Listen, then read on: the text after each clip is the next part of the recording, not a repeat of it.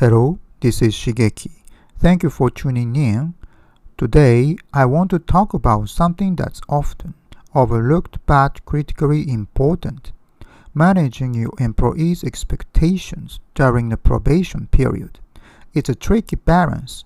Setting the bar too high can backfire, but setting it too low won't help either.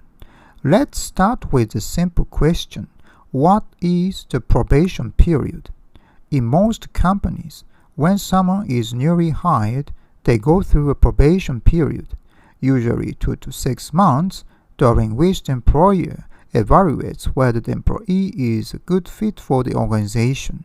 This is a standard practice, especially in Japanese companies, but is common in many countries. The probation period is essentially a trial phase. The company is testing to see whether you can perform well, adapt to the team, and fit in with the culture.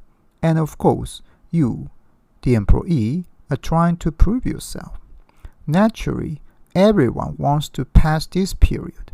Nobody wants to be let go before they've even had a chance to settle in, but here's where things get complicated. Sometimes expectations between the employer and the employee aren't aligned. In my own experience as a company employee, I went through several probation periods, and I'll be honest, there were times I didn't make it. I've been in situations where I tried my best but still couldn't meet what the employer had in mind. And the most frustrating part, those expectations were never clearly communicated. I even asked my boss directly, "What exactly do you expect from me to pass the probation period?" But most of the time, I didn't get a straight answer, and without clear criteria, you were stuck guessing. Eventually, I chose to become a freelancer. But before we get there, let's talk about the mindset you need during probation. One approach that often gets recommended is go the extra mile. Do more than what's expected. This phrase, go the extra mile, means to voluntarily exceed expectations. Employers love it when new hires show initiative and take on more than their assigned tasks. It makes sense. If a new employee performs beyond expectations, the employer feels they made a great hire.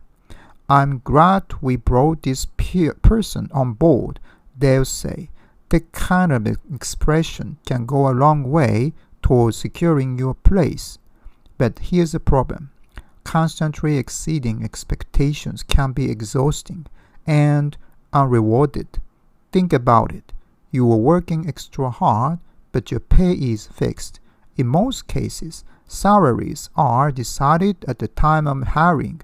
Unless you are in a performance-based role like sales, you won't immediately see financial rewards for extra effort. It's only during annual evaluations or contract renewals that your contribution might be recognized. So, what happens? You start to feel like you are being taken advantage of. You might think, "Why am I putting in so much effort for this salary?" This is where the balance comes in. If you try too hard to impress, you might set unrealistic expectations for yourself moving forward. Your employer might assume that your extra effort is just your normal pace and expect it consistently. On the other hand, if you do the bare minimum, especially during probation, you might come off as unmotivated or incapable. Employers may question whether you are a good investment. So, how do you strike a balance? Here are a few suggestions.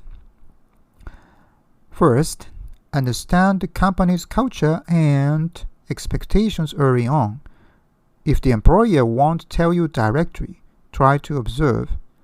How do other employees behave? What seems to be valued the most? Speed, accuracy, teamwork, initiative? Second, set clear personal boundaries. Don't burn yourself out trying to be superhero. Show your best, but in a sustainable way. It's better to be consistently reliable than temporarily extraordinary. Third, communicate proactivity. Check in with your manager. Ask how you are doing, what you can improve. Show that you care about growing your role, but also make it a two-way conversation. Accept the limitations of the system. Sometimes employers make decisions based on vague or subjective impressions. Probation evaluations may not always be fair or logical. Try not to take it personally. Let's be honest. Being an employee during probation can feel unfair. The employer has the power to let you go, often without much explanation. Meanwhile, you're working under pressure, possibly with no support, and trying to prove your worth in a limited time frame. This imbalance is real, and it can wear you down if you are not careful. So, at the end of the day, my message is this: strive to do well, but not at the expense of your mental health. Don't sacrifice your dignity for approval. Show effort, but keep your self-worth intact.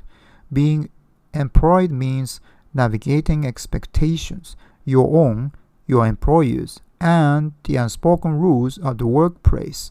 You can't control all of it, but you can control how you respond. Balance is everything. Thank you for listening. If this episode resonated with you, feel free to share it with someone going through a similar experience. And as always, take care of yourself first. See you next time.